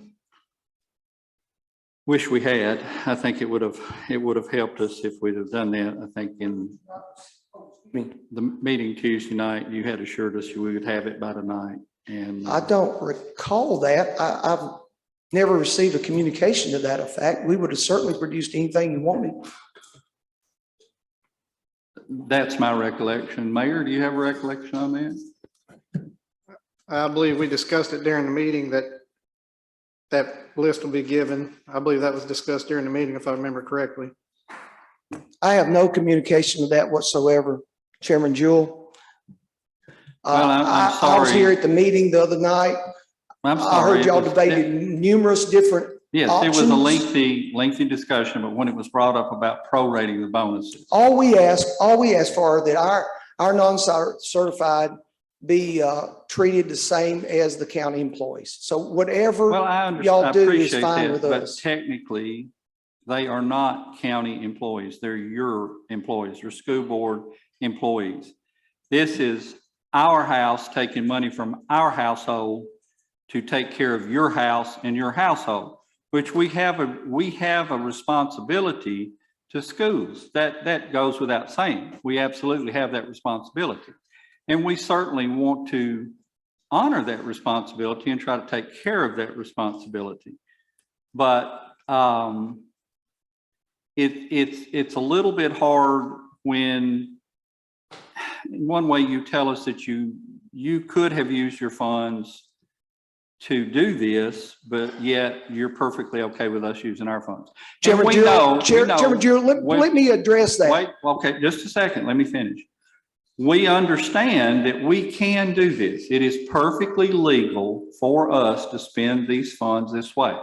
I want everybody to understand that. There's nothing wrong with us doing this if we choose to do that. But and I'm not speaking that that's necessarily the way I feel, Dr. Satterfield, but I think that's the root issue that has been somewhat kicked about. So please respond in that thought process. I cannot say this enough. Our ESSER 3 funds had to be tied to learning outcomes. We feel very secure about that grant and that application. Then you're going back and you're saying on ESSER 1 and 2, you could have done something that's over 12 months past that. I mean, that's hindsight, and that's always 2020. But that's not even, I mean, if you don't want to help them, don't help them. But quit looking for an alibi because you can't help them. I'm sorry. Does anyone know, when we all sat down, this was at our desk or and I don't know where it came from, but it's the Department of Education about how all the other counties gave bonuses and there's 750 to for some employees, 1,500. I mean, it's Murray County, Franklin County Board of Education, and I happen to pick one of these up here on the podium. If you want me to address it, I'll go through every page of it. You know where, I don't know where it came from. I'd like to know. Oh, okay. I mean, I found one on the podium here. I'll address every page of it. Have you reviewed it? Okay, first of all, let me say this. Murray County. The date on that is August the 19th. That's around about when the application opened. There is no evidence that that's been approved whatsoever. Also, Murray County, just a few years ago before COVID hit, had some of the worst academic performance of any district in the state of Tennessee. Even, you can look this up on a report card. I Google searched this a minute ago, that the success rate, their proficiency last year was 19.8%. The state average was 27%, and ours was 63% better than theirs at 30%. I think Murray County might want to tie their funds into students a little bit. I think that would benefit their students a little bit more. But I did want to look at this, but it says they said they had an incredible amount of work. It is a lot of work. It acknowledged that and it never says, this article never says anything about the criteria.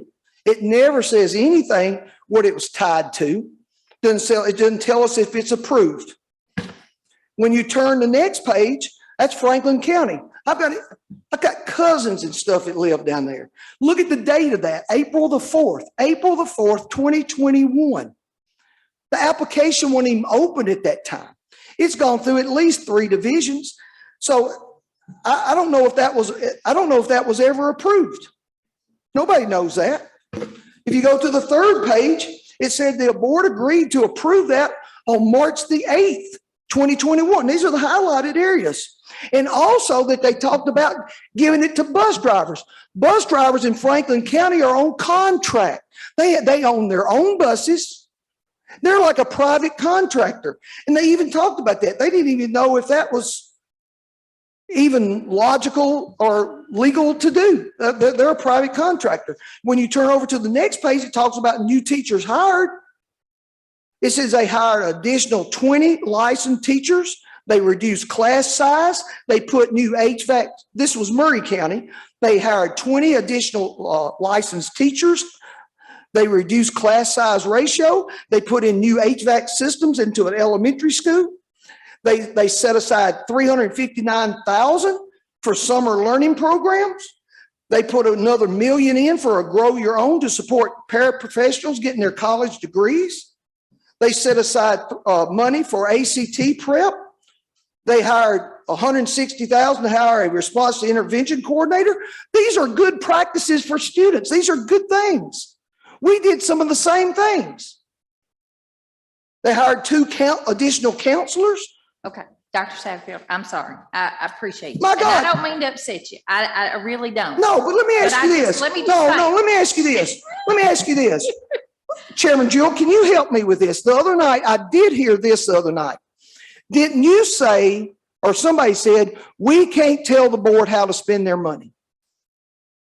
Absolutely. Okay. We can appropriate funds to you to help you with schools, but we cannot, these employees that are in question, we don't hire, we don't fire, we don't discipline. Our personnel policies do not apply. They're your employees. We fund schools. We don't fund line items. Is that correct? That's what I Okay. thought. So is this but not a conversation? we do know that we can do this if we so desire. So I is this think- not a conversation of how the school is spending its funds? Well, I think the question has come up when you receive 2.156 and ESRA 3 funding, 2 million. I'm not talking about 1. I'm not talking about 2. I'm not talking about the money that has already been spent or allocated or approved or whatnot. This is relatively new funding. And I think Ms. Baker's question as to whether all of that has been spent is a valid question. Our plans are posted on our website. Everything that we do is posted right on the ESSER grants on our website. You can go look at it this evening. I think it's been obvious that the schools have not wanted to use their funds for this purpose. But that you're perfectly happy using our funds for this purpose. And I'm not saying that's bad or good or indifferent. I'm just, that's what it boils down to. And, we didn't receive a huge pot of money either. Y'all got almost as much, I think, total as we did, if not the same amount. Mayor, can you address the amounts that schools got versus what we got? Do you have those numbers somewhere? I just have, I believe it's in this information. Give me just a moment. As you said, the ESSER three allocation was 2,156,721.70. Now we got, where we're metropolitan, we actually got two pots of money. We got an allocation that directly to the counties, which was 2.19 million. And then we've got an allocation that went to what's called non-entitlement units, which were cities under a certain size, and that was about 3.3. So all in total, we got about 5.3 or so. Mayor Chair, Okay. Mr. Chairman, Yes, sir. we have had 11 years, going on 12 years of perfect financial audits with no findings. We have had each one of our plans approved by the State Department of Education. We have directed our funds towards students and their learning outcomes. That is what we're charged with when we're charged with educating children. I'd just like to leave this with two questions and just sum this up. What's the commission's role in managing school district expenditures? What is the commission's role in managing school district expenditures? Are you asking me? Anybody. To provide funding for schools. Exactly. Above But they don't BEP, manage above state expenditures. funding, above federal funding. We're kind of the ones that get to make up the difference in what you don't get or what you typically need for the local portion of that. And let me ask you Okay. this. Ms. How Baker, would many, you like to also answer that? Yes, I did. I would like to make a motion, or know if it's possible, to make a motion to approve the bonuses, excluding the school non-certified personnel, and get with the Board of Education. And when is y'all's next meeting? Because I feel the if y'all. third Thursday of the And month? You said you didn't have your budget in front of you, so you don't know if you have expended all of your funds. Oh, no, ma'am. So No, if ma'am. you No, don't know, no. wait, let me finish. I'm sorry, let me finish. If you have not expended all those funds, if the school board does not have the funds available to pay these non-certified people, then it could come back to us. But if the money's there, I'm sorry, they're your employees, I think. And I don't see how you could not say that a bus driver, a janitor is not related to COVID. Those are the people that are in contact with those students. They're cleaning the schools, that They are not contact tied with to those their academic children. achievement. And I've got to pass a plan and get it through the State Department of Education. It's not you or I that makes that decision. It's somebody in Nashville that makes that Okay, decision. Dr. Satterfield. Ms. Overman, you're recognized, please. Hi, I'm new here. I'm not sure how all this works. I feel like I need to say that I have a little bit of conflict of interest with this because my husband is a non-certified school employee. However, this document, the financial statement he gave us, my understanding is his revenue is up 167,000, correct? At For this the year? point, at this Okay. point in the year, And the paperwork that the mayor gave us, the unprorated school bonuses would be $158,130. So why could you not use your surplus of funds right now and cover those bonuses? you could use 141 funds tomorrow. What we're talking about is federal funds, and Chairman So Jewell. my point is, if you want your non-certified employees to have a bonus like the county employees, then why don't you fund it and pay for it? We can do that. We can use 141 funds. We can't use ESSER funds. Chairman Jewell, how many federal budgets have we brought to the commission to approve? I can't answer that. Ms. Atwood, you're recognized. Dr. Satterfield, not to put you on the spot, but you did make one statement that the teachers are the ones that do the education. But me being a past teacher's assistant, I think you could link those because they're educational assistant and they're directly tied with the learning of the day-to-day instruction of a student. But it's going to be hard to do a food service employee or a janitor or a bus driver. That would be difficult to use ESSER funds for. But in the same breath, they do teach our children quite a few. I know a lot that have been impacted. My own child Ms. that Atwood, I'm are not arguing that. I'm not certified. arguing that at all. I'm just saying, I know what the guidance is in the grants. We have numerous trainings. We have a manual. We have to, I mean, like, we didn't get our plan approved the first time we submitted it. It probably went through 2 to 3 revisions before it got approved. Thank you. Okay, your motion, I'd like to clarify, was it was to exclude the schools, the others, but was it for the 2,000, 1,000 or the 3,000, 1,000 bonus amount? I'm not sure, if you take the school out of it, and this is my whole thing, I'm all for the employees getting a bonus. They deserve it. They worked. I'm sorry, and I don't think we're teachers giving out lunches during, some of them may have been, I don't know, but during COVID, wasn't it the cafeteria staff that Trying was to doing clarify that? your, I'm trying sorry. to clarify your motion. Okay. Yeah. Not If- asking I would for like for the argument. employees to get more. If you So take the your school motion board is out for of the it, 3,000 for 1,500. full-time and 1,500 for the part-time, which amounts to $354,168. Yes. Is that correct, Amy? Is that correct, Mayor? According to the sheet that was handed out, that would be the amount for the 3,000 full-time, 1,500 part-time. Okay. We do have that motion on the floor. Do we have a second to that motion? Is there a second to that motion? Is there a second to the motion? Motion dies for lack of a second. Okay. Mr. Buckmaster, I'm sorry, you've had your hand up for a long time. Yes, sir, I have for the I whole apologize. conversation. I'd like to make a motion, we accept a second 3,000, 1,500 for all proposed employees included in this. Second.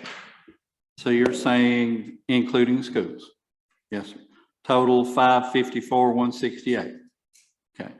We do have a motion to do that. Second. Mr. Buckmaster, Mr. Walsh makes a second. Okay. I think we've had enough discussion. Yes, sir. Yes, sir. Well, the top set of figures is giving a bonus of $2,000 for full-time, 1,000 for part-time, and schools of 158, 130. The bottom figures are a 3,000 full-time, 1,500 part-time, and which amounts to 354, 166 for our personnel and 210s for the school personnel. Or so that would be the personnel. Once we give them the money, they can do with it whatever the hell they want to do with it. But I'm saying this is what it's intended to be used for.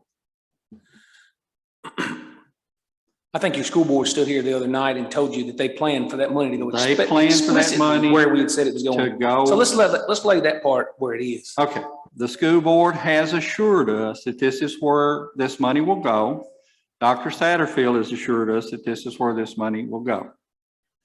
But we cannot tell them what to do with their money, was all I was trying to clarify. Okay. Yes, ma'am. Again, I want to reiterate that that 210 figure is not prorated. If the schools can get us the prorated version of that number, it will be less, I would assume. But that is up to Dr. Satterfield and his staff.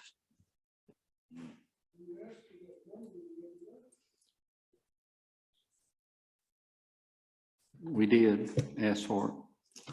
Okay, everybody understand the motion and the second we have on the floor. I will caution anyone, any of our commissioners voting on this, if you're an employee or your immediate family is employee that will directly benefit from this, that you should abstain for cause from the vote. Mr. Beller, did I state that correctly? Anything you would like to add to that? Mr. Mayor, is there anything you'd like to add to this before we vote on it? No, sir. Okay. We would clarify that the motion is to approve the 3,000 full-time, 1,500 part-time, 354,000 for our employees, 210,000 $550,000 for the schools. Are we going to ask them to prorate it? I don't think that was part of the motion. So $554,168 is our motion and second. Okay. Other questions? Mr. Gully, did you have? This is prorated, correct? On all but where we are at schools right now, correct? Everybody except the schools is on the 4.17% per month. But the schools, I do not have those numbers. Yes, Chairman. Did you say that if we will benefit from this, any of our families, then we should abstain, because that's going to wipe up half of us?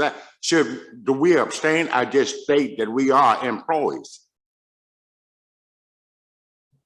I believe you would need to abstain for cause if it directly affects your household. Not if you're an employee of the, I mean, if you're an employee of the county and you're going to receive this, yes, you need to abstain. Sure do. You'd be voting yourself a raise. You'd be voting yourself a bonus, and you can't do that. I'm sorry, you can't do that. And I know that there is a difference between abstaining and abstaining for cause as far as how that will affect the vote count, whether it passes or doesn't. So I would caution you to abstain for cause. And if we need to explain that, Mr. Beller, I would have to ask you to explain the difference and why that would matter. I would not do an electronic vote on this. I'd do a roll call vote, and you go down down the line as you go through it. Anyone that has a conflict, announce on the record what it is, that you've got a reason for it, and that you're saying for cause. That way it's not taken away from the majority. Correct, Mr. Walsh? Correct. Thank you.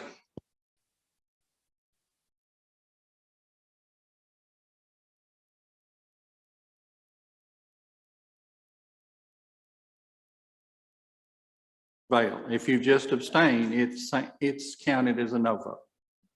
Okay, just a moment, please.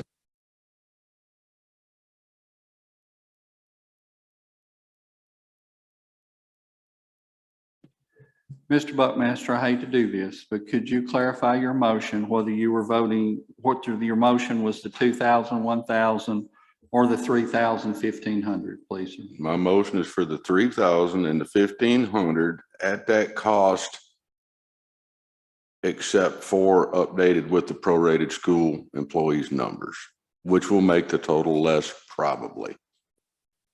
So you did want the prorated amount given to schools? Those employees that should be prorated, yes. Thank you, sir. Mr. Chairman, if I could. Yes, Mr. Mayor. I will say the motion that passed by the school board was to follow exactly what the county did. So they would be prorated automatically because that is what they voted to do. I'm correct on that, Dr. Satterfield? Absolutely. Yes. Okay, glad we got that clear. Who made the second on that? I did. Mr. Walsh, is that what you thought you were seconding? I second the amended version, yes. Okay. We will do a roll call vote on this. Is there any further discussion? Everybody clear as mud what we need to do? If we get down to you and you're going to directly benefit this, or your family benefits from this, your immediate household, not your cousin, but people that live in your household, husband, children, whatnot, then you would need to abstain and state the reason that this affects me or my household. Okay, and we will do a roll call vote.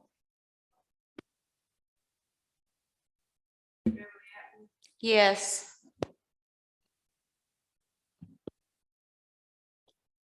Mary Ann Baker, No. Ken Buckmaster, Because my daughter works for the county, I will abstain with cause.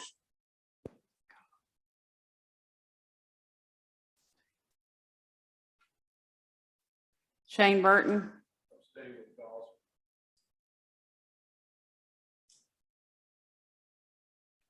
Gary Clarity,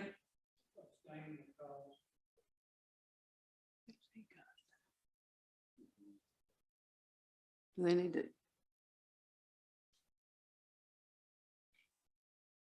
If you're going to abstain for cause, you need to state what that cause is. It's either my family or myself. Pretty please. Okay. Ken was family. And Shane was himself. Gary? Both, okay. What's yours? Rick Davis, Yes. Bill Ferguson, Yes. Jerry Ford. Bubba Gregory. Landon Gully. Richard Harsh, Yes. Dwight Jewell. Richard Johnson. Rachel Jones. David Nollner, Yes. Leslie Overman. Okay. Family, okay. Amber Russell. Absent. Gary Walsh. Steve Whitaker.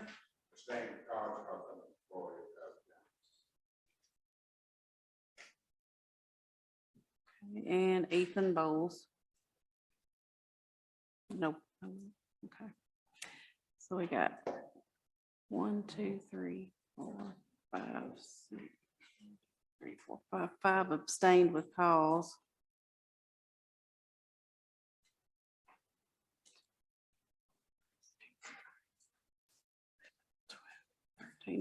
Thirteen yes, 5 abstained. Some I've counted wrong. Hold on. 3, 4, 5, 6, 7, 8, 9, 10, 11. Okay, it does carry. We will Okay, and one prepare a no. budget amendments with the numbers. We will need, Dr. Satterfield, if you can, please provide us the numbers on what the proration would affect your people so that we can plug the proper numbers into our budget amendment, and we will take that up next month, but it is approved. Okay. Moving right along.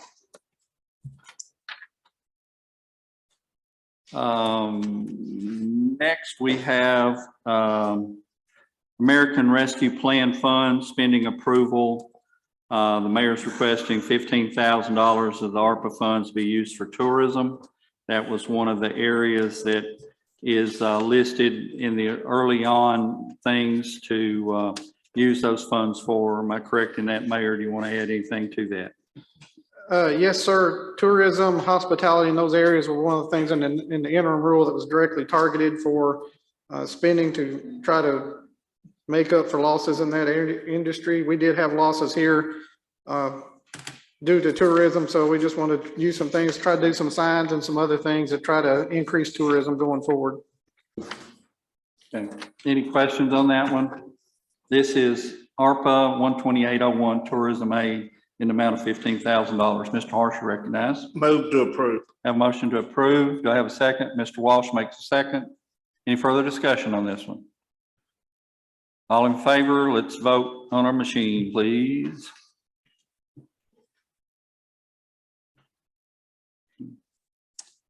All votes in. Anyone wish to change, please record the vote. 17 yes, 2 no, 1 absent. 17 yes, 2 no, 1 absent. It does pass. Next, we get into notaries.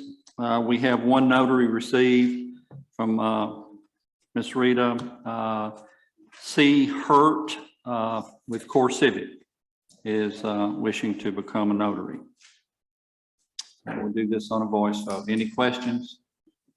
Mr. Clarity? I'll make a motion to approve. Mr. Clarity makes a motion to approve. Mr. Walsh gets a second. All in favor, please say aye. Aye. Any opposed? They are approved. All right, under other business, we have 2 items. Shouldn't take too long. Approved publishing of the RFQ for the Criminal Justice Center. This is a request for qualifications going out to architects and for design services on the Criminal Justice Center. It will go out to architects, engineering firms, and the like. Once we select them, then they'll be able to give us some firm figures on what some things are going to cost us. So this is authorizing the mayor to send this document out. You should have received a copy of it. And I believe it has been reviewed by Mr. Beller. Yes, okay. Mr. Buckmaster? Move to approve. Mr. Buckmaster makes a motion to approve. Ms. Baker has the second. Any discussion on this one? I've got one question. Yes, sir. Mayor, local companies, This goes out, we'll put it on vendor registry, and I've got a lot of them that already applied. I don't know of any local companies that do these kind of engineering services for jails. thank you, sir. This is not for contractors to build it. This is just on the design side. Okay, okay. Any other questions? Okay. Voice? Voice vote? I think we can do this on a voice vote. All in favor, please say aye. Aye. Any opposed? Okay, it is done. Next, we had, this came out of Budget and Finance for an increase, immediate increase of $1.04 for EMA personnel across the board to take effect, I believe, March 10th, if I'm remembering that motion correctly. This was based on a request from Mr. Beatty, and we're losing a lot of personnel and we're in a lot of competition with other counties. I know there are other departments in the same situation, but since this is our ambulance service, we felt like it needed to be dealt with right now. Mr. Walsh. Make a motion to approve. A motion to approve by Mr. Walsh. Mr. Davis. Mr. Davis has a second. Any further discussion on this one? Mr. Gully? Mayor, have we got a figure on what that will cost at this point? We do, and I had to run to make some copies of them while you all were doing the committee report, so I can hand these out, but just initially for the remainder of this fiscal year, it's going to be $32,446.32. So is that roughly 60 some change thousand for the year, for a year? I believe if you go into next fiscal year or try to use this year as a base, Ms. Thomas can correct me here, I think that would have been an overall increase for the entire fiscal year of about $93,700 something dollars. Ms. Russell, did you want to be recognized? Yeah, I did. I'd like to see this, if possible, raised to $2. I'm sorry, I didn't. While this is being discussed in front of us, I'd like to see if we could raise it to $2, what the thoughts were of the body. Okay. I believe we had a motion. Did we have a motion on the $1.04 and a second? I believe we did. So we have that motion on the floor. If it goes down in defeat, then we would certainly entertain your motion to do more. But that's already been duly motioned and seconded. So we're on discussion on that motion. Anyone else? Mr. Ford.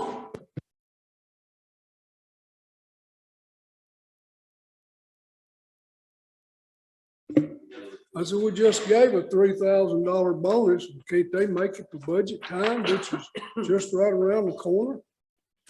Instead of having to rush in there and take it out of 101 fund? You addressed that as a question. Who is your question addressing? Who is it addressed to? I'm questioning the whole commission. Well, I'm just saying, I don't think it's right to take it out of 101 and we just give them $3,000. In our steering committee, that's exactly what we said we was going to do. yes, sir. That's a statement. There's a difference between a question and a statement. And I understand your statement. I understand your sentiments, but when you ask it in the form of a question, someone needs to respond to the question. And since you clarified it to a statement I think that does that. Mr. Buckmaster? Yes, I want to respond to Mr. Ford. My purpose in wanting this $1.04 was not particularly to retain the employees we have now, although I think it'll help. It's to entice employees to come here since we already don't have any.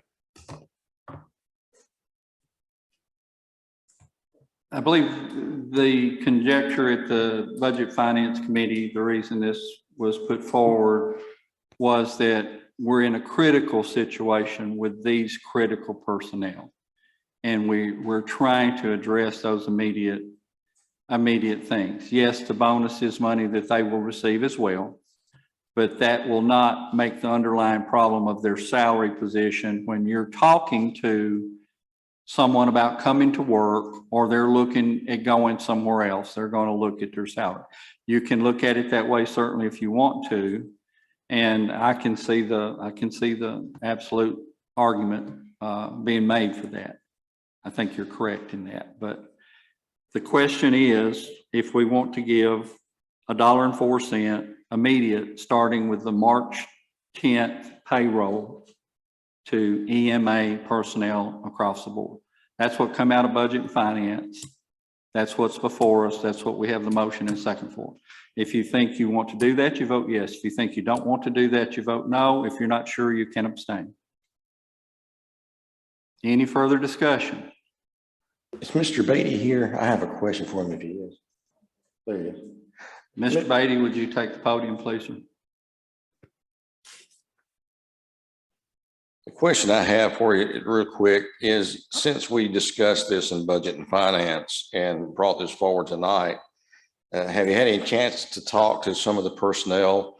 And can you kind of give us, shed a little light on how this has been received? Received. It's been mentioned that a couple of people were going to go ahead and leave if we hadn't received it. So we're past the point of crisis. I don't even know if there's a word for it right now, but we're in bad danger of losing services.